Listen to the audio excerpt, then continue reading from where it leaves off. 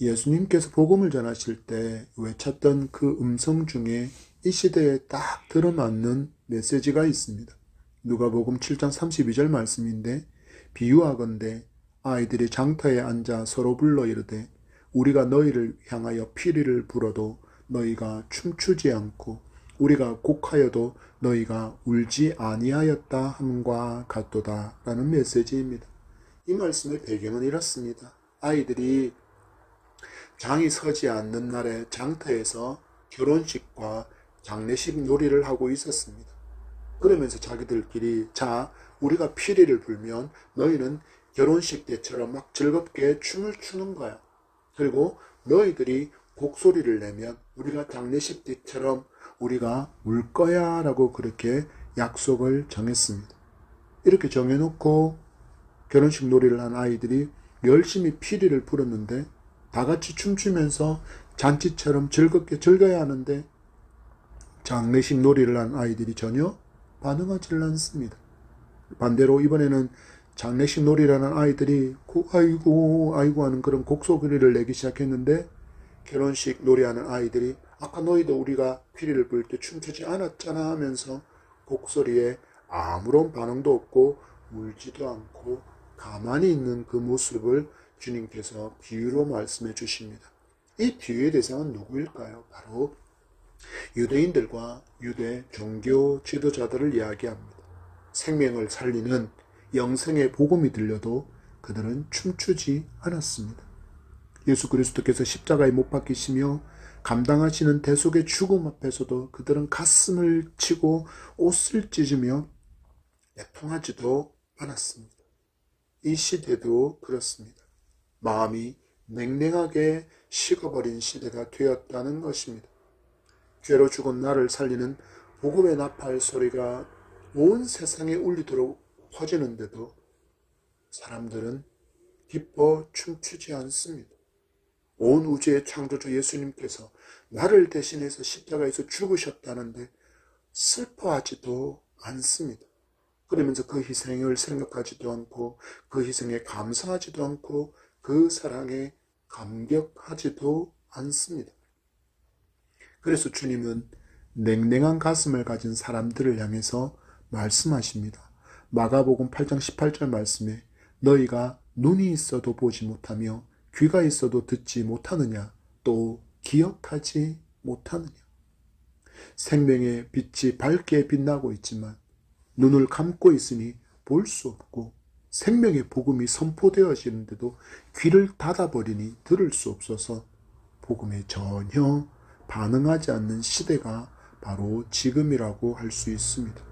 올해 우리는 행복한 성도, 행복을 흘려보내는 교회의 비전을 품고 믿음의 여정을 걸어가게 될 것입니다. 이를 위해서 먼저 여러분이 복음의 빛을 보고 복음의 그 기쁜 소식을 들을 수 있는 복된 귀를 가진 성도가 되기를 축복합니다. 그래야 우리는 행복한 성도로 살아갈 수 있기 때문입니다. 많은 나라가, 그리고 대한민국의 많은 성도가 복음을 버리고 주님에게서 떠나가고 있습니다. 그리고는 다시 버렸던 우상을 선택합니다. 세상을 최고로 여기며 그것을 숭배하며 살아갑니다. 그들은 진짜를 버리고 가짜를 선택했고, 생명을 버리고 죽음을 선택했고, 우리의 영혼에 가장 좋은 것을 향하여서는 퇴하고는 입에서 내뱉어버리고는 영혼에 아무런 영양분도 되지 않고 오히려 나를 죽음에 이르게 하는 그 독이 되는 것들만을 달콤하다고 좋아하고 있습니다.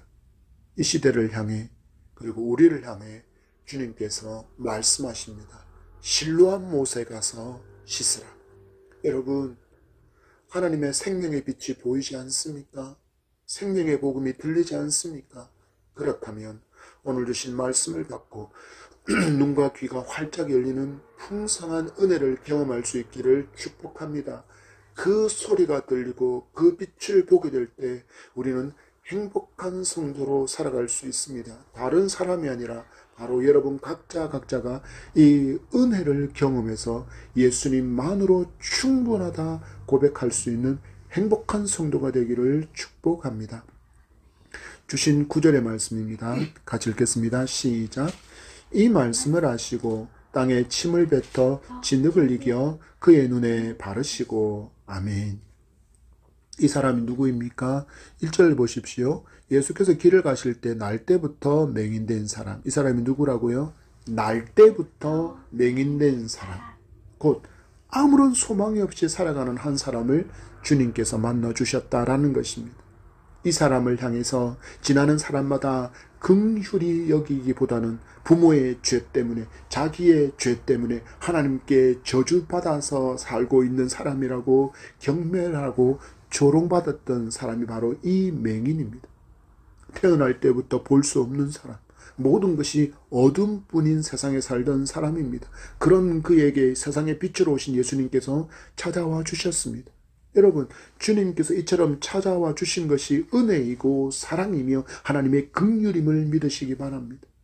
사람은 자기 힘으로 더듬어서 하나님을 찾으려고 해도 하나님을 만질 수도 하나님을 찾을 수 없습니다.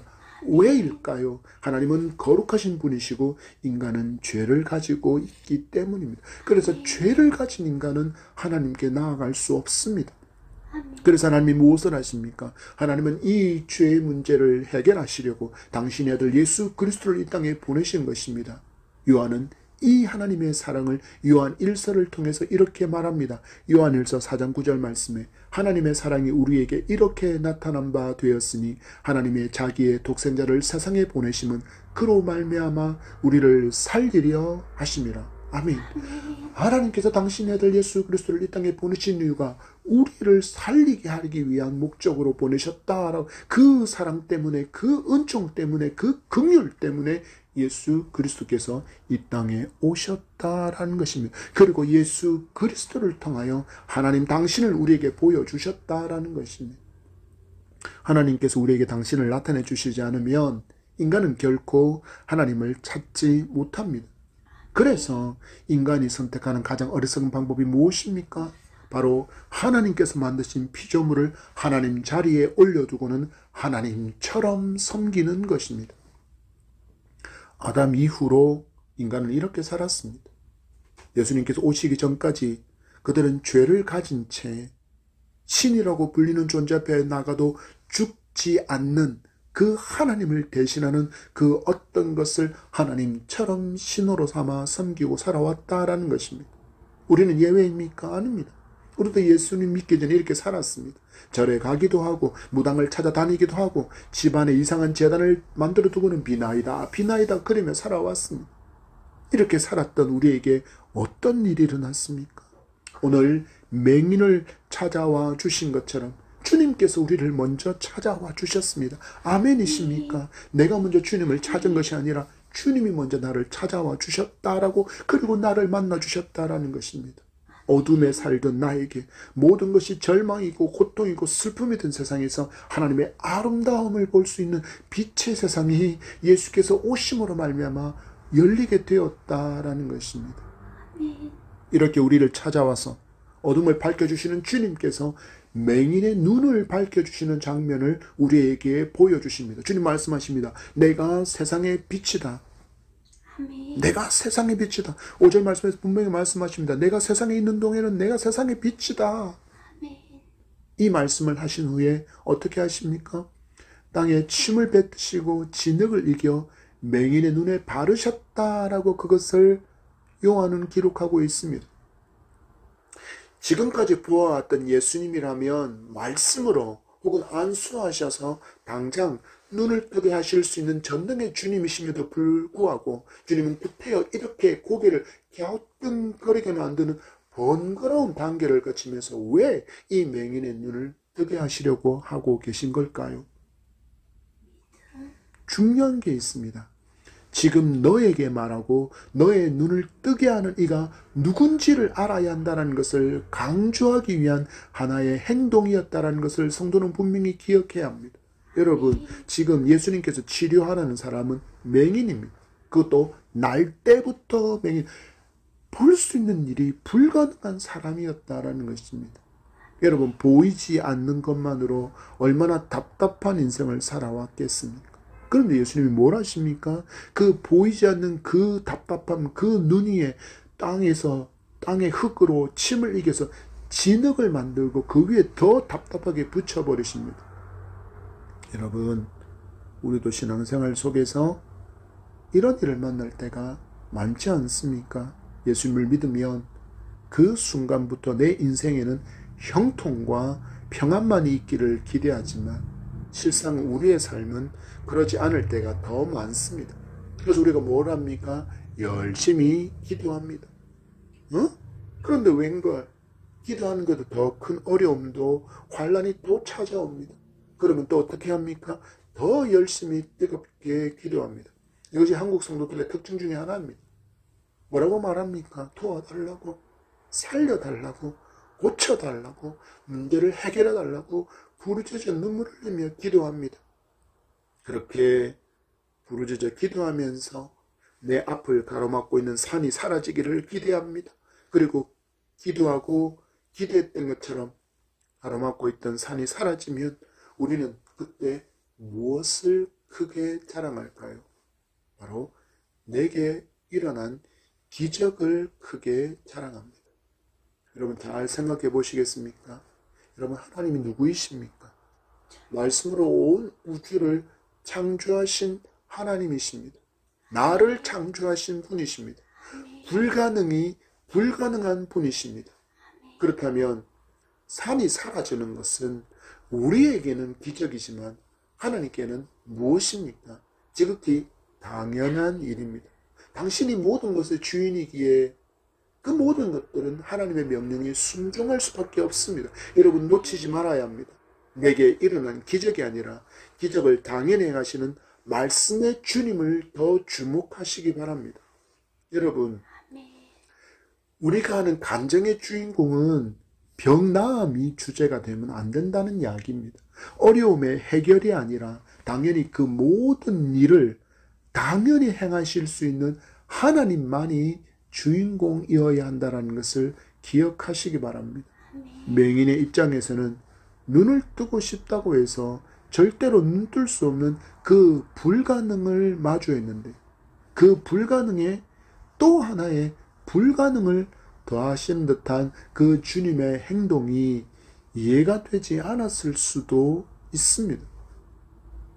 우리가 마주하는 기도했는데도 불구하고 그 문제와 그 어려움과 그 병이 내게서 떠나가지 않을 때 우리가 갖는 생각을 지금 눈 위에 진흙을 바르는 예수님의 행동을 마주한 이 맹인도 생각할 수 있었을 것이라는 것입니다.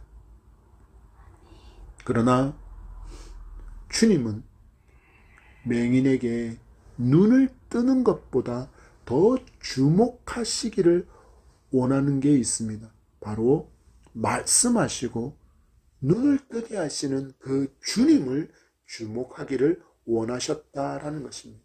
왜입니까?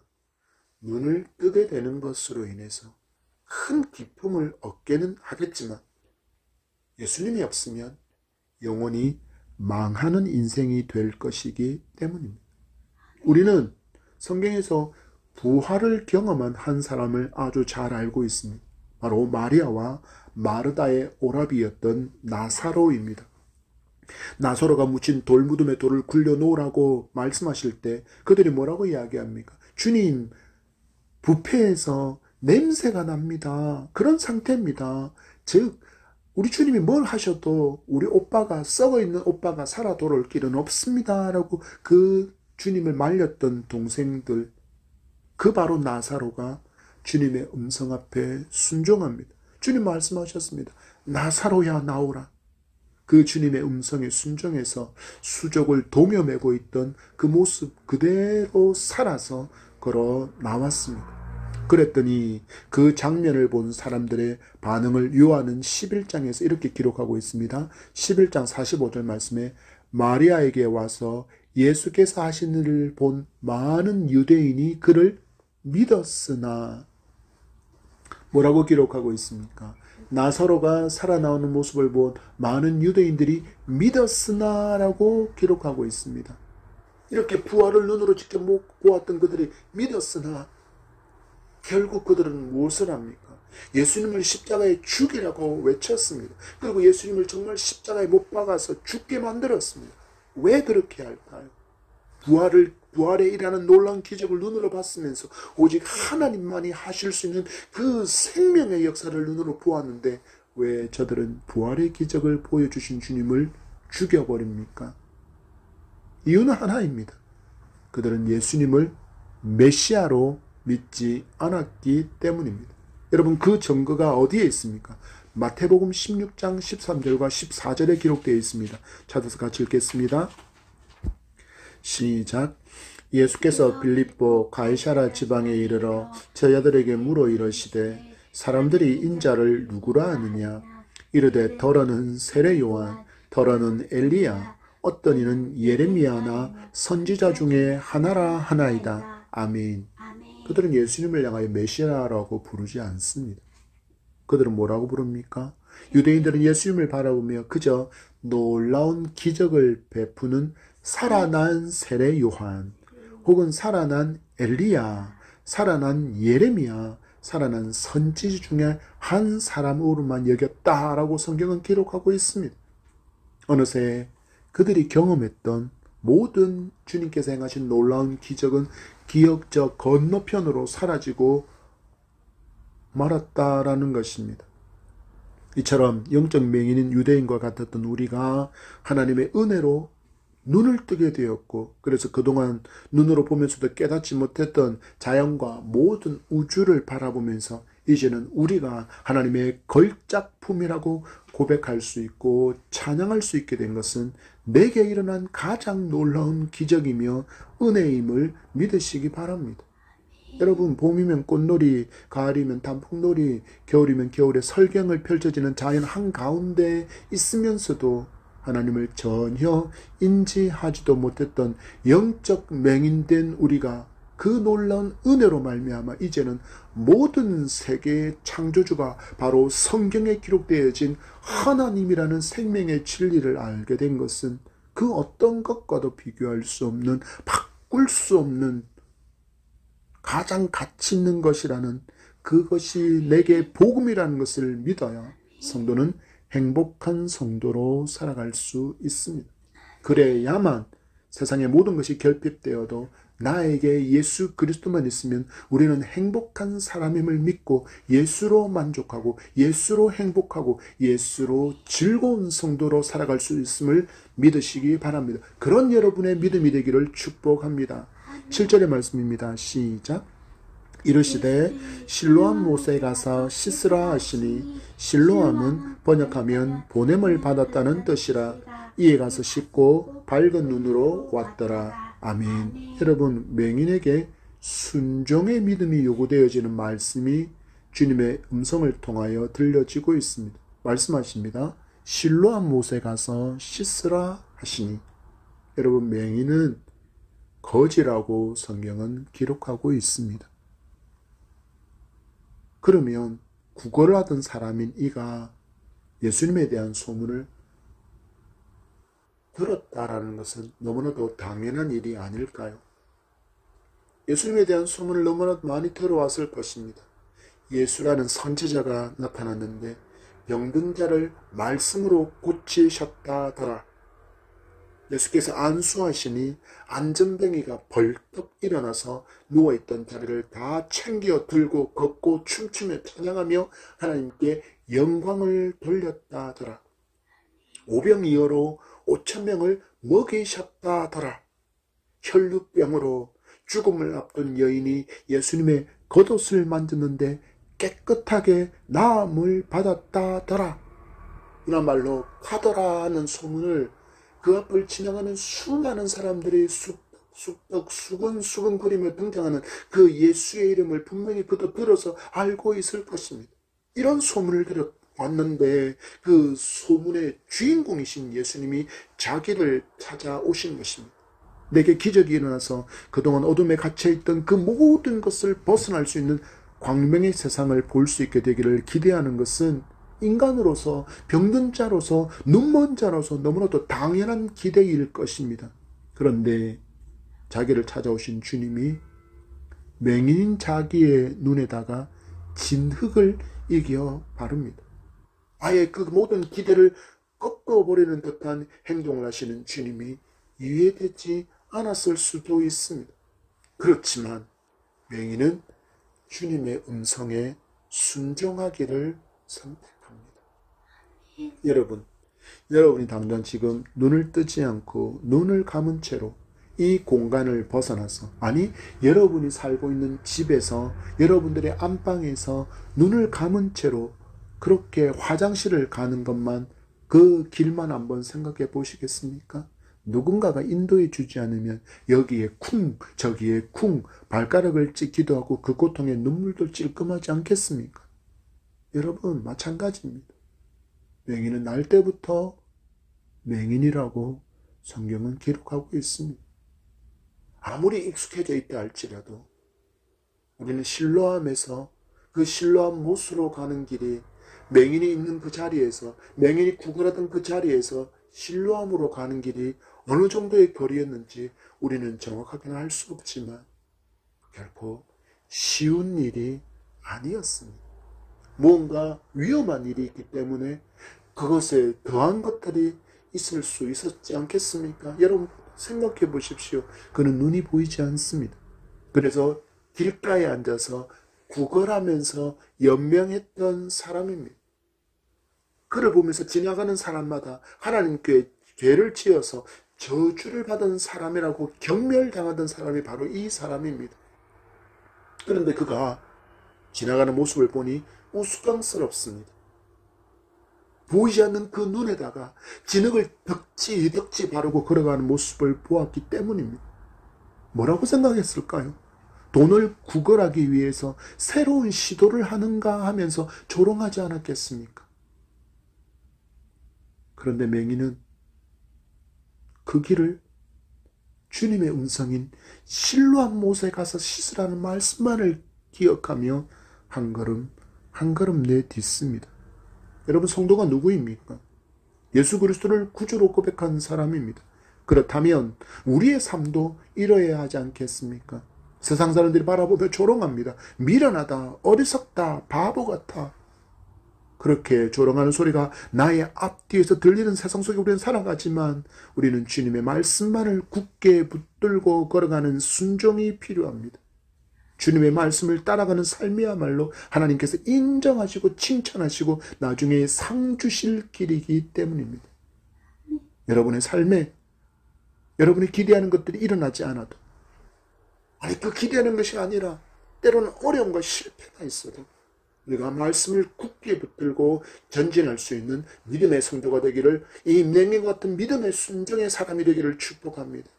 맹인이 그 조롱을 이겨내고 실로암 못에 도달하고 말씀에 따라 씻은 후의 일을 요한은 이렇게 아주 담백하게 기록합니다. 이에 가서 씻고 밝은 눈으로 왔더라. 아멘이십니까 여러분? 이에 씻고 가서 밝은 눈으로 왔더라. 여러분, 이 사건을 보면서 우리는 창세기의 말씀을 함께 묵상해 보기를 원합니다. 여러분, 6일간에 하나님께서 창조하시는, 세상을 창조하시는 그 패턴을 살펴보십시오. 이렇게 기록되어 있습니다. 한 구절만 예로 드립니다. 1장 11절 말씀에 하나님이 이르시되 땅은 풀과 씨 맺는 채소 각기 종류대로 씨 가진 열매 맺는 나무를 내라 하시니 그대로 되어. 말씀의 순서를 보십시오. 하나님이 이르시되 그대로 되어. 이르시되 그대로 되어. 주님의 말씀 보십시오. 이르시되 실로암 못에 가서 씻으라시니 밝은 눈으로 왔더라. 말씀하신 그대로 됐다. 말씀하신 그대로 되었다. 두 말씀을 통해서 우리는 예수님이 말씀으로 천지를 창조하신 바로 그 하나님이라는 것을 알 수 있습니다. 그렇습니다. 예수님은 지금 맹인에게 이 진리를 깨닫게 되기를 원하신다라는 것을 성도는 분명히 알아야 합니다. 성도도 이 진리를 바르게 알고 오직 하나님의 말씀만을 붙들고 살아가는 사람이어야 합니다. 그때 성도는 창조주 하나님을 말씀 가운데 만날 수 있습니다. 산 믿음을 경험할 수 있습니다. 그러면 교회 오지 말라고 떠밀어도 꾸역꾸역 자기가 좋아서 찾아옵니다. 예수 믿으면 죽인다, 반드시 죽인다라는 그런 선포된 포고문을 보면서도 나 같은 죄인 살려주신 그 주님을 부인할 수 없다고 오히려 담대하게 그 주님을 자랑하고 전도하며 다닙니다. 이처럼 나를 사랑해 주신 주님을 알고 그 사랑을 내가 배신할 수 없다라는 것입니다. 왜요? 사랑에 빠졌기 때문입니다. 그래서 성도는 예수님이 누구신지 정확하게 알아야 합니다. 그리고 오직 예수님만을 주목하는 사람이어야 합니다. 이를 위해서 성도는 주님 앞에 날마다 나아가야 합니다. 그래야 믿음의 여정에서 만나는 모든 일들 앞에서도 담대할 수 있습니다. 여러분 혹시 지금 주님에게서 이런저런 이유로 인해서 멀어져 계신 분이 영상을 통해서 설교를 듣고 있다면 지금 여러분을 향해서 팔 벌려서 안아주시기를 기다리시는 주님 품으로 돌아가시기 바랍니다. 주님께 돌아갈 때 소망이 회복됩니다. 주님께 돌아갈 때 살아갈 힘을 얻게 됩니다. 주님께 돌아갈 때 무너지고 깨진 것들, 그 모든 것들이 회복될 줄 믿으시기 바랍니다. 지금 주님 품으로 돌아가시기 바랍니다. 예수님께서 어느 날 갈릴리 사마리아 사이를 지나다가 어느 마을에 들어가셨습니다. 그러니까 갈릴리와 사마리아 길, 이 길 가시는 중에 어느 마을에 들어가셨다라는 것입니다. 그곳에는 무려 10명이나 되는 나병 환자들이 모여 있었습니다. 그리고 그 나병 환자들을 고치시는 장면이 누가복음 17장 11절에서 19절에 기록되어 있습니다. 10명의 나병 환자가 예수님을 만나서 소리 높여서 부르짖습니다. 예수 선생님이여, 우리를 불쌍히 여기소서. 그들의 음성에 주님께서 오늘 맹인에게 말씀하신 것처럼 제사장들에게 너희 몸을 보이라 말씀하십니다. 예수께서 이르시되 제사장들에게 너희 몸을 보이라. 그들이 무엇을 기대했을까요? 치료받으라, 깨끗함을 받으라, 마음을 받으라 하는 말씀이 아니라 여전히 나병 상태로 있는데, 여전히 나병이 그대로 있는 환자 상태인 그대로인데 제사장들한테 가서 너희 몸을 보이라고 말씀하십니다. 여러분, 이거는 순종할 수 있는 말씀이 아닙니다. 순종하기 너무 힘든 말씀입니다. 여러분, 나병 환자를 누가 판별하냐고요? 제사장이 판별합니다. 너는 정하게 되었다, 너는 부정하겠다, 이것을 제사장이 판별합니다. 근데 여전히 그 나병의 몸을 그대로 갖고 있는 채로 제사장에게 가서 너희 몸을 보이라 말씀하시는 이 주님의 말씀. 근데 놀랍게도 10명의 나병 환자 모두가 순종하여 그 길을 갑니다. 그랬더니 그 순종에 은총이 임합니다. 10명 모두가 나음을 얻게 된 것입니다. 누가복음 19장 14절에 이렇게 기록합니다. 모시고 이르실 때 가서 제사장들의 너희 몸을 보이라 하셨더니 그들이 가다가 깨끗함을 받은지라. 아멘. 여러분, 그들이 제사장에게 가서가 아니라 순종하여 가는 도중에 그들이 깨끗함을 얻었다라고 기록하고 있습니다. 그런데 우리는 더 중요한 걸 주목해야 합니다. 계속해서 말씀드렸지만 병나음이 중요한 것이 아니라 그 병나음을 통하여 주님께서 무엇을 말씀하고 계시고 싶어 하는가, 우리는 그것을 더 주목해야 한다는 것입니다. 여러분, 나음을 받은 후에 반응이 다릅니다. 10명의 사람 중에, 나음을 받은 10명의 나병 환자 중에 오직 한 사람만이 나병이 치유함을 받게 된 것을 기뻐하며 하나님께 영광을 돌리고 주님께로 돌아와서 엎드려 경배하며 감사를 전합니다. 그리고 누가는 이 사람을 사마리아 사람이라고 아주 정확하게 기록하고 있습니다. 그리고 주님께 돌아온 이 사마리아 사람을 향해서 주님의 놀라운 선언이 이어집니다. 17장 19절 말씀에 그에게 이르시되 일어나 가라, 내 믿음이 너를 구원하였느니라. 아멘.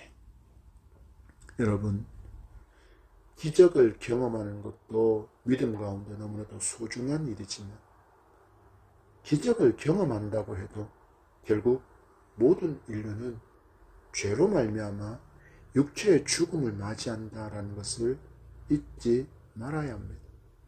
여러분, 그렇다면 무엇을 해결받아야 가장 복된 인생이라고 할 수 있습니까? 바로 죄 사함을 얻고 구원을 받은 사람이야말로 가장 복된 인생이라고 말할 수 있는 것입니다. 여러분, 이 진리를 알게 되면, 이 진리를 믿게 되면 우리는 감격하며 기뻐하며 뛰며 춤추고 찬양하며 예배하지 않을 수가 없습니다. 여전히 어려움 가운데 있습니까? 여전히 병이 그대로 남아 있습니까? 자녀는 여전히 속을 썩이고 있습니까? 갈등의 관계는 여전히 풀어지지 않아서 힘겹습니까? 누군가로부터 조롱당하고 손가락질을 당해서 고통스럽습니까? 그래도 그 한가운데 있다 할지라도 나에게 예수 그리스도를 믿는 믿음이 있으면 나는 세상에서 가장 행복한 사람입니다. 나를 구원하시기 위해서 주님께서 먼저 나를 찾아오셨습니다. 여러분, 그 결과가 무엇입니까? 바로 지금 내가 예수 그리스도께로 돌아와 있는 것입니다. 6일 동안의 세상살이가 우리를 얼마나 세상과 가깝게 만들고 있습니까? 세상에 주는 즐거움, 흥겨움, 쾌락, 자극이라는 것은 충분히 우리를 흔들어 놓고 마음을 빼앗을 수 있을 만큼 매력적으로 보이는 것입니다. 그런데 지금 우리도 주님의 보좌 앞에 나와 예배하고 있습니다. 그 한 사람, 나음을 받았던 그 사마리아 사람과 같이 주님께 나와 주님을 예배하며 내게 구원을 베푸심을 감사하고 있습니다. 여러분, 우리가 언제나 주목해야 할 분은 오직 예수 그리스도 한 분뿐임을 믿으시기 바랍니다.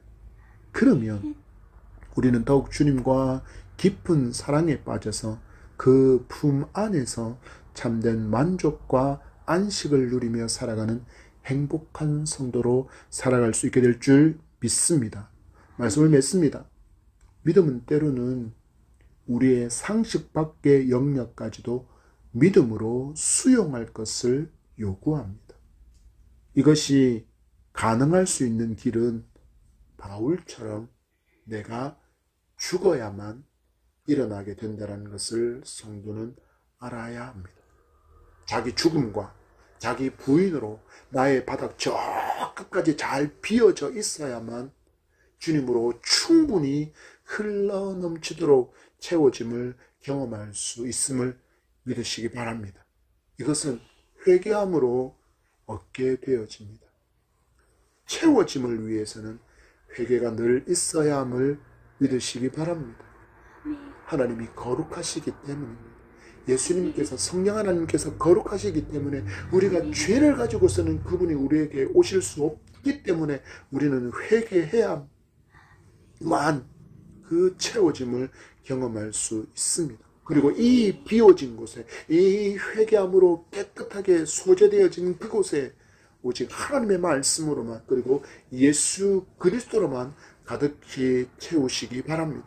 그러면 그동안 그렇게 오랫동안 교회를 다니면서도 누리지 못했던 신앙생활의 기쁨을 누릴 수 있고, 기쁨이 샘솟는 풍성함을 경험할 수 있게 될 줄 믿습니다. 절망에 절망이 더해져도 주님이 계시면 더 이상 절망이 아닙니다. 실패가 영원할 수 없고, 절망이 영원할 수 없고, 고통과 탄식이 영원할 수 없기 때문입니다. 이제 주님의 말씀을 굳게 붙드십시오. 실로암 못에 가서 씻으라. 그 실로암이 어디든지 오직 주님을 신뢰하고 주님의 말씀을 신뢰할 때 어두운 우리의 눈이 밝아져 놀라운 주의 영광을 보게 될 줄 믿습니다. 지으신 모든 세계가 하나님의 것임을 찬양하며 살아가게 될 줄 믿습니다. 그 속에서 우리는 예수님만으로 충분하다 고백하며 기뻐하며 누리고 나누며 흘러보냄이 드러나서 내일 여러분의 삶의 현장에서 만난 이들이 여러분 얼굴에 가득한 기쁨의 이유를 궁금히 여기게 만드는 그런 여러분의 삶이 될 줄 믿습니다. 그리고 그렇게 살아가는 여러분이 되기를 축복합니다.